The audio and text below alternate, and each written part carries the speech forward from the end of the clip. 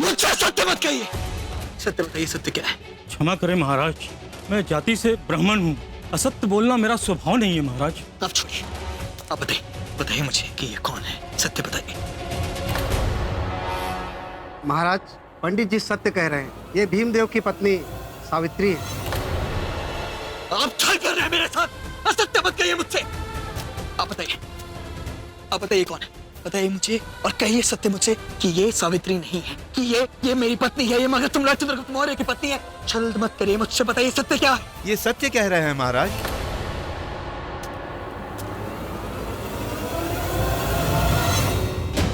पापा, प्रणाम। पापा।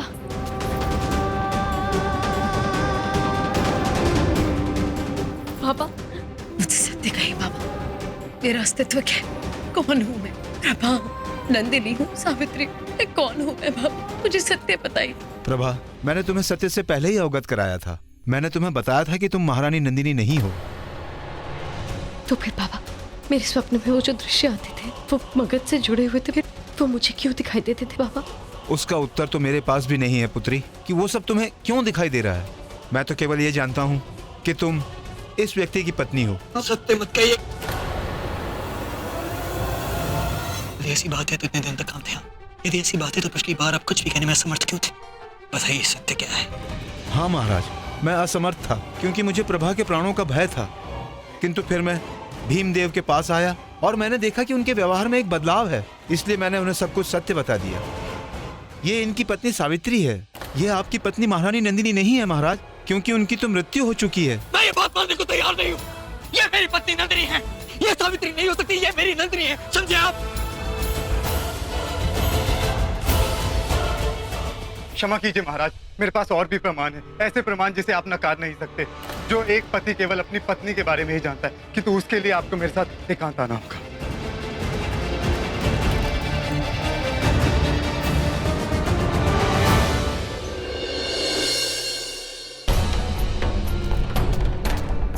मेरी ओर देखो मेरी आंखों में और सत्य बताओ कि क्या तुम्हें इस विषय में ज्ञात है?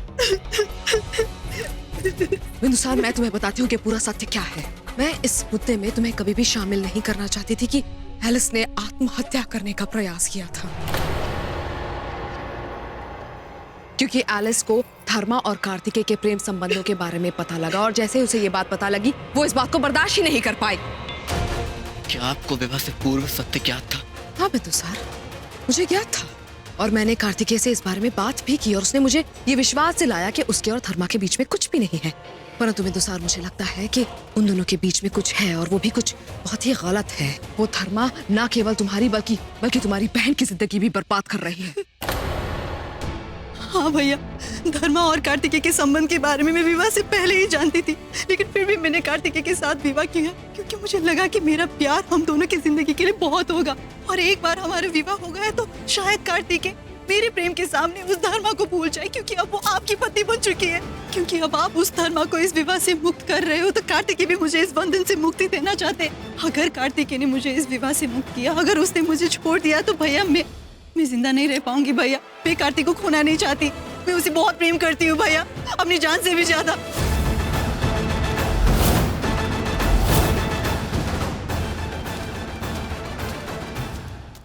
महाराज, कुछ बातें ऐसी होती हैं जो सबके समक्ष नहीं होती। मैं ऐसे ही कुछ रहस्य आपको बताना चाहता हूँ महाराज। सावित्री स्वयं जानती है कि मैं सच बोल रहा हूँ या झूठ। सावित्री को इमली खाना बेहद पसंद है। सावित्री को बिस्तर की दाईं ओर सोना पसंद है। तेज वर्षा में सावित्री को भीगना, छोटे छोटे बच्चों की हंसी, यहाँ तक कि बाग से आम तोड़ना, पुस्तकें पढ़ना बहुत अधिक प्रिय है। एक और महत्वपूर्ण बात है महाराज जो मैं आपसे कहना चाहता हूँ, जो केवल एक पति ही अपने पत्नी के बारे में जान सकता है। सावित्री की पीठ पे एक काला तिल है। तुम्हारा मैं तुम्हारे प्राण ले लूंगा। रुक जाइए महाराज, शांत हो जाइए, अपने क्रोध पर नियंत्रण पाइए। ये समय उचित नहीं है। आप दोनों को मगध के राज दरबार में उपस्थित होना होगा। इस समस्या का समाधान वही होगा। आइए महाराज, आइए महारानी।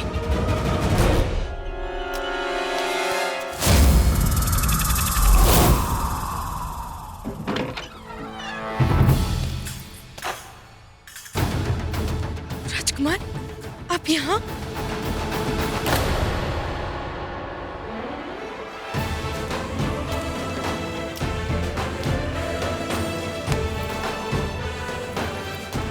राजकुमार, राजकुमार मेरा हाथ छोड़िए। राजकुमार आप मुझे कहाँ ले जा रहे हैं? छोड़िए मेरा हाथ। राजकुमार, राजकुमार।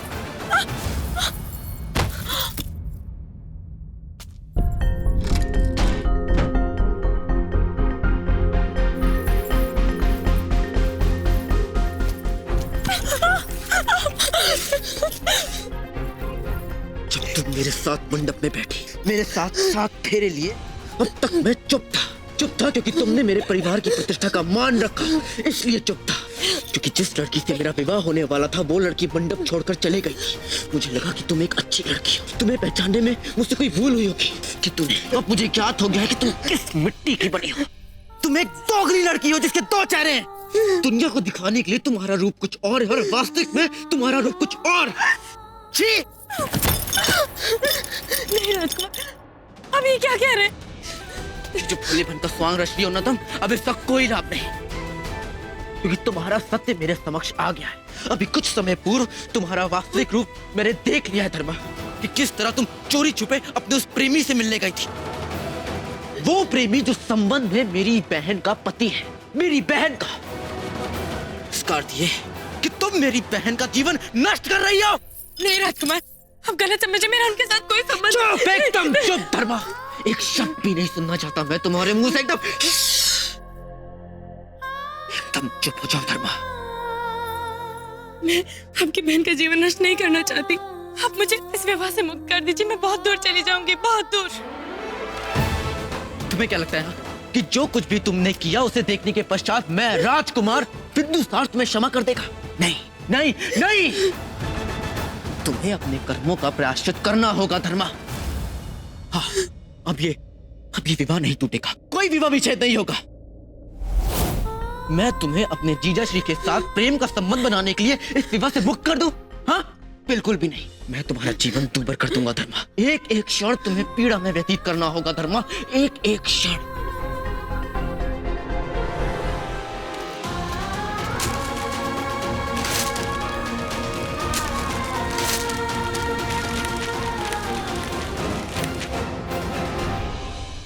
मैं तुम्हें अब इस महल में रखूंगा अपने साथ। मैं तुम्हारा जीवन नरक से भी कई अधिक कष्टदायी बना दूंगा धर्मा, इतना कष्टदायी कि तुम सोच भी नहीं सकती। मैंने कहा था ना तुमसे कि इन अश्वों पर केवल मेरा अधिकार है, केवल मेरा अधिकार।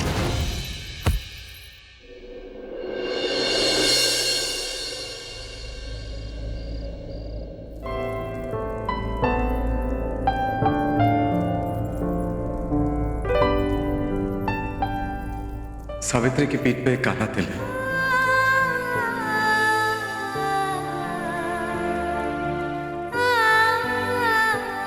मैंने आपके घाव पर लेप लगाकर पट्टी बांध दी है, किंतु फिर भी आप कल सुबह वैद्य जी से एक बार लेप पट्टी करवा लीजिएगा। इस घाव को गीला नहीं रहना चाहिए। क्यों मुझसे विचित्र व्यवहार कर रही हैं? क्यों मुझसे अनजानों जैसा बर्ताव कर रही हैं नंदिनी? देखिए मेरी ओर, मैं चंद्र हूं आपका। ये उचित नहीं है महाराज, आप जो कुछ भी मेरे लिए कर रहे हैं वो भी उचित नहीं है महाराज। मैं क्या अनुचित कर रहा हूं? मैं जो कुछ भी कर रहा हूं आपके लिए कर रहा हूं, अपने लिए कर रहा हूं, हमारे लिए कर रहा हूं। नहीं महाराज, इतनी कठिनाइयों के पश्चात मुझे मेरा अस्तित्व मिला और मुझे लगा कि अब बस मैंने जीवन में जो प्रतीक्षा की थी उसका उत्तर मिल गया मुझे। परंतु क्या हुआ, एक क्षण में सब कुछ छिन गया मुझसे। मुझे तो ये समझ में नहीं आ रहा है महाराज कि आप अब भी मेरे लिए सब क्यों कर रहे हैं, क्योंकि आपके इस हम में तो मैं हूं ही नहीं।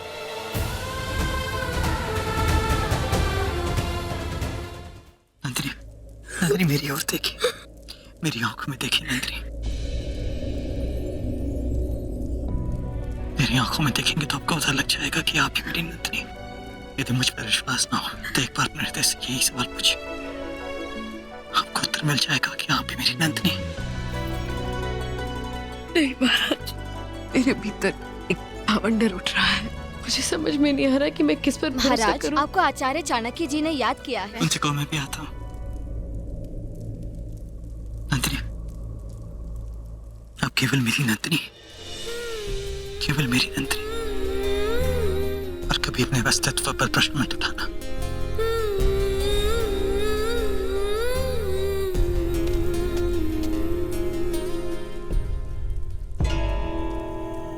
सावित्री को इमली खाना बेहद पसंद है। सावित्री को बिस्तर की दाईं ओर सोना पसंद है। मैं कौन हूँ? कौन हूँ मैं?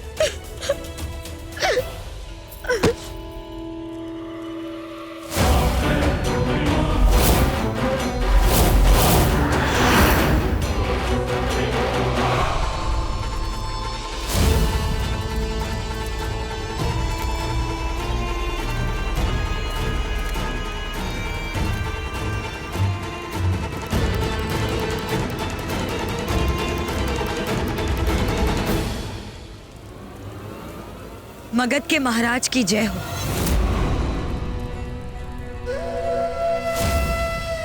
महाराज, आपके आदेश अनुसार आप जैसा चाहते थे हमने वैसा ही किया, किंतु मुझे नहीं लगता कि उन्हें हम पर विश्वास है।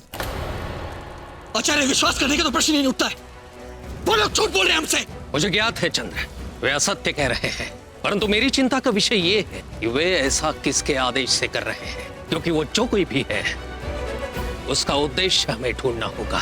क्योंकि इतिहास साक्षी है चंद्र, कई साम्राज्यों में, कई शासनों में कई बार राजाओं को राज सिंहासन से निष्कासित करने के लिए व्यक्तिगत मार्ग चुना गया है। उनकी पत्नियों पर लांछन लगाए गए हैं, उनकी प्रतिष्ठा के प्रति प्रजा में तिरस्कार उत्पन्न कर दिया गया है, और मुझे लगता है कि वो जो कोई भी है उसका उद्देश्य भी यही होगा।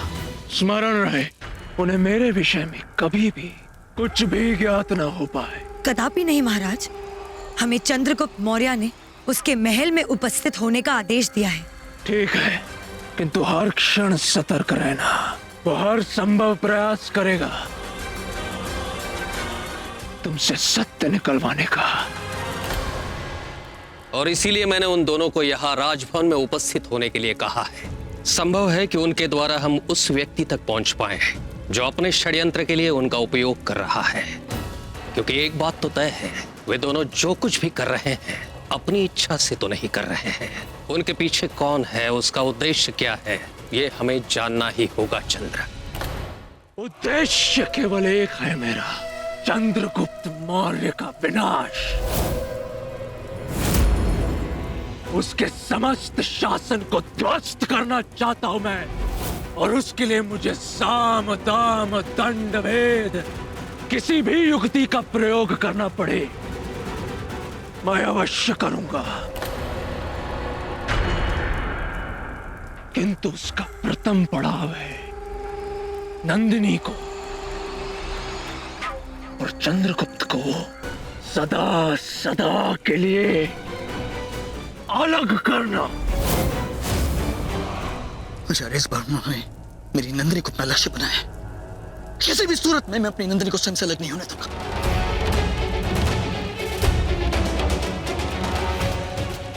तुम निश्चिंत रहो चंद्र, जैसा मैं कहता हूं वैसा ही करो। मेरे पास एक मार्ग है। इतनी मध्यरात्रि को इस सभा को बुलाने का एक विशेष उद्देश्य है। भीमदेव, जिसका यह दावा है कि महारानी नंदिनी नंदिनी नहीं अपितु उसकी पत्नी सावित्री है,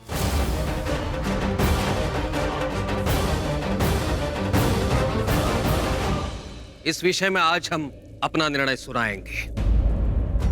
बड़ी ही विचित्र स्थिति है, क्योंकि प्रश्न किसी साधारण व्यक्ति का नहीं अपितु मगध सम्राट चंद्रगुप्त मौर्य और उनकी पत्नी महारानी नंदिनी का है। इसलिए सत्य को प्रमाणित करने के लिए हमें अधिक से अधिक तथ्यों की आवश्यकता होगी। वस्तुतः दोनों पक्षों को समान रूप में अपने साक्ष्य प्रस्तुत करने होंगे, तब तक जब तक ये सिद्ध ना हो जाए कि कौन सत्य कह रहा है और कौन असत्य। जब तक सत्य प्रमाणित ना हो जाए हम भीमदेव और उसकी पत्नी को राजभवन में निवास करने की अनुमति देते हैं और साथ में यह आदेश देते हैं कि महारानी नंदिनी शीघ्रातिशीघ्र महाराज चंद्रगुप्त के कक्ष से स्वयं के कक्ष में स्थानांतरित हो जाए।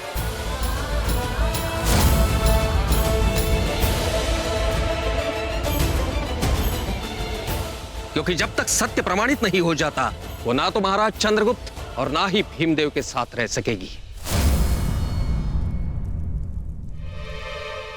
यदि इस मामले में यह सत्य सामने आया कि भीमदेव असत्य कह रहा है या महाराज चंद्रगुप्त और महारानी नंदिनी के विरुद्ध कोई षड्यंत्र रच रहा है,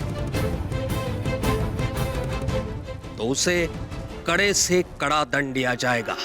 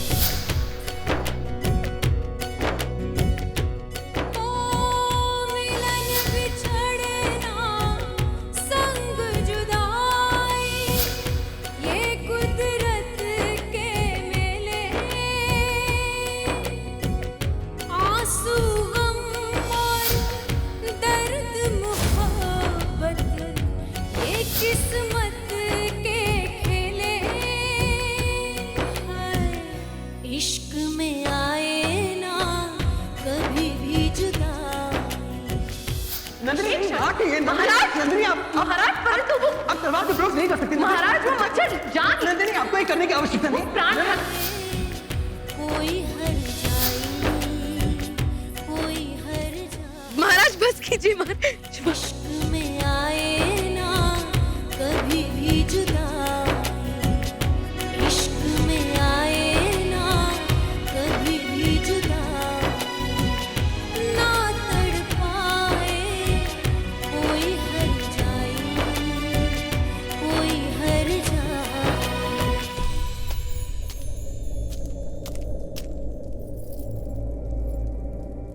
महाराज, आपको कुछ भी कहने की कोई आवश्यकता नहीं है। आज सभा में जो निर्णय लिया गया वो उचित था। मैं सहमत हूँ उससे।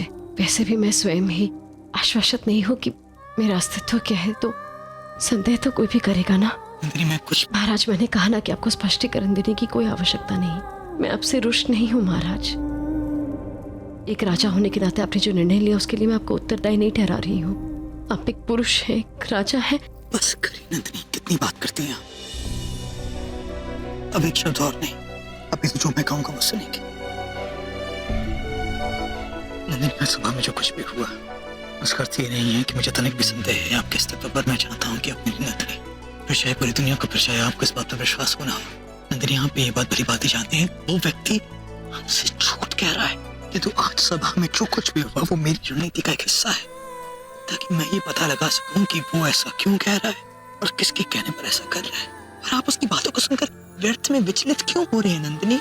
हमारे साथ ये होना स्वाभाविक है नंदिनी। हम राज परिवार का एक हिस्सा है। मैं एक सम्राट हूँ, आप एक महारानी है। बार बार हमारे अस्तित्व पर, हमारे चरित्र पर लांछन लगाए जाएंगे। बार बार हमें किसी न किसी षड्यंत्र का शिकार बनाया जाएगा। तो इसका अर्थ ये तो नहीं होता है कि हम निराश हो जाए। हमारा कर्तव्य बनता है नंदिनी कि ऐसी परिस्थिति में हम डट कर उनका सामना करें।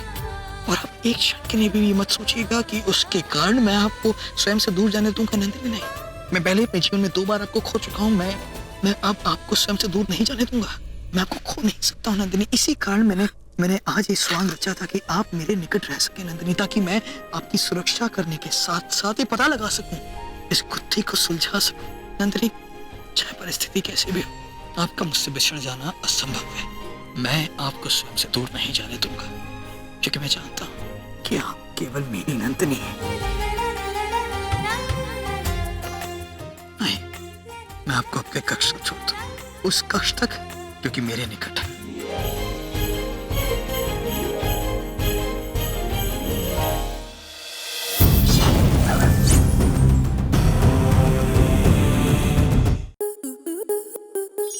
स्टार प्लस के ऐसे ही और बेहतरीन लम्हे देखने के लिए सब्सक्राइब करें हमारे YouTube चैनल को।